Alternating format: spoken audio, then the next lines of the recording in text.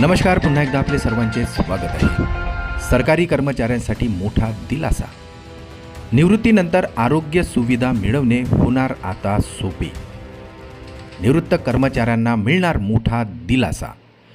Digital माध्यमातून मिळणार सुविधा, तर आरोग्य सेवांचा लाभ निवृत्तीवेतनधारकांना सहज उपलब्ध होणार। चला तर पाहूया याविषयी सविस्तर अपडेट।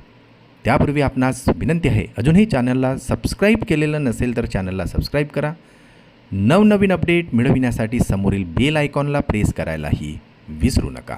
अत्यंत कामाची आणि आनंदाची बातमी आपल्या इतर सहकारी मित्रांना शेअर करायला विसरू नका। निवृत्त होणाऱ्या कर्मचाऱ्यांसाठी एक अत्यंत महत्त्वाचा बदल करण्यात आलेला आहे। निवृत्तीनंतर आरोग्य सुविधांचा लाभ घेण्यासाठी करावी लागणारी प्रक्रिया आता अधिक सोपी होणार आहे।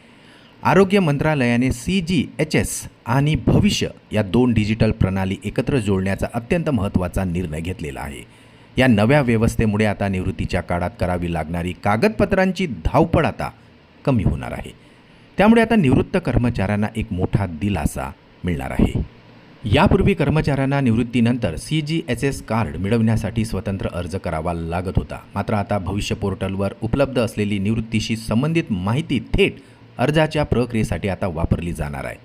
त्यामुळे कर्मचाऱ्यांना आता पुन्हा तपशील भरण्याची आवश्यकता राहणार नाही।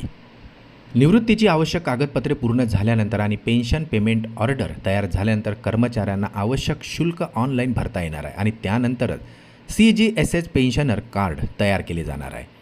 आणि विशेष म्हणजे हे कार्ड ऑनलाईन डाउनलोड करण्याची सुविधा देखील उपलब्ध करून दिली जाणार आहे। CGHS ही केंद्र सरकारी कर्मचारी आणि निवृत्ती वेतनधारकांसाठी चालवली जाणारी अत्यंत महत्त्वाची आरोग्य योजना आहे।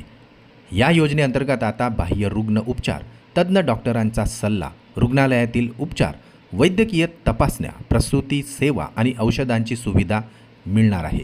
याशिवाय काही रुग्णालयामध्ये कॅशलेस उपचारांची सुविधाही उपलब्ध आहे। आपत्कालीन परिस्थितीत केलेल्या उपचारांचा खर्च परत मिळवण्याची तरतूदही आता या योजनेत करण्यात आलेली आहे।